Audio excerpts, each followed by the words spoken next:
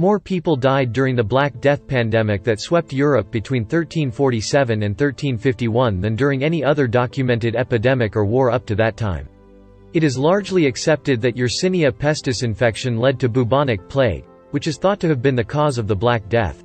When 12 Black Sea ships anchored in the Sicilian port of Messina in October 1347, the plague began to spread over Europe.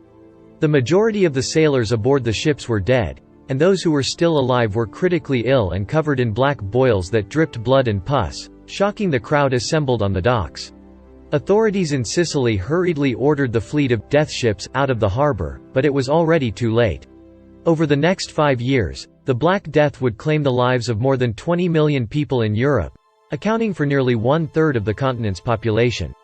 Before the death ships arrived in Messina, many Europeans had heard tales of a great pestilence that was wreaking havoc on the trade routes between the Near and Far East.